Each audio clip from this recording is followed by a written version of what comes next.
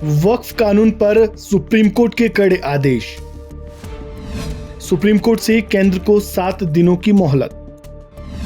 Denotify और नई नियुक्तियों पर रोक।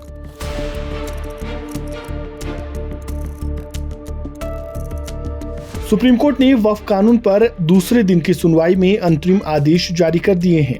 सुप्रीम कोर्ट में 17 अप्रैल को दूसरे दिन की सुनवाई के बाद सीजेआई संजीव खन्ना, जस्टिस संजय कुमार और जस्टिस केबी विश्वनाथन की बेंच ने अहम आदेश जारी किए हैं, जिसमें सबसे पहला आदेश ये है कि सीजेआई की बेंच ने केंद्र सरकार को 7 दिनों की मोहलत दी है।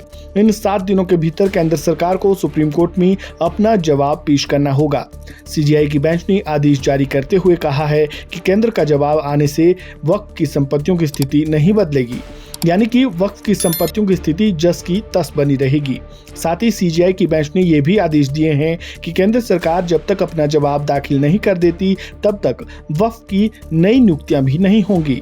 वहीं तय समय तक वक्फ बाय यूजर में बदलाव नहीं होगा। दरअसल सुप्रीम कोर्ट में सीजेआई की बेंच ने सुनवाई के दौरान केंद्र सरकार की तरफ से दलील दे रहे सॉलिसिटर जनरल तुषार मेहता ने अपना जवाब दाखिल करने के लिए 7 दिनों का वक्त मांगा था। सुप्रीम कोर्ट में सीजेआई खन्ना की बेंच ने इस मामले में सबसे बड़ा फैसला ये किया है कि वक्फ कानून पर सुप्रीम कोर्ट की तरफ से स्टे नहीं लगाया गया है। ये केंद्र सरकार के लिए राहत भरी बात है। वहीं सीजेआई खन्ना की बेंच ने ये भी आदेश जारी किए हैं कि वो सभी याचिकाओं पर सुनवाई करने की बजाय वक्फ कानून के कुछ बिंदुओं पर सुनवाई करेंगे।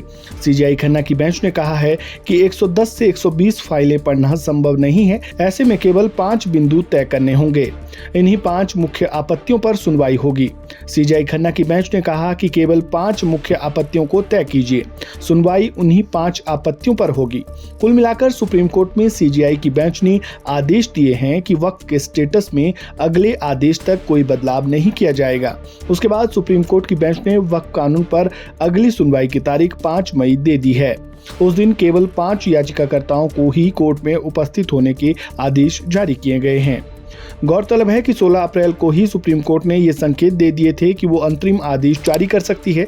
अगले दिन 17 अप्रैल को सुनवाई शुरू होते ही सॉलिसिटर जनरल तुषार मेहता ने अपना जवाब दाखिल करने के लिए 7 दिनों का वक्त मांगा, जिसके बाद अब सुप्रीम कोर्ट से अंतरिम आदेश जारी किए जा चुके हैं। बहरहाल अब सबको 5 मई का इंतजार रहेगा। साथ ही अहम बात यह भी है कि आखिर वो 5 आपत्तियां क्या चुनी जाएंगी, जिस पर अगली सुनवाई के दिन बहस होगी। सुप्रीम कोर्ट की इस अंतरिम आदेश के बारे में आपके क्या विचार हैं, कमेंट बॉक्स में जरूर लिखें। इस खबर में बस इतना ही। बाकी अपडेट्स के लिए जुड़े रहें वन इंडिया हिंदी के साथ। धन्यवाद।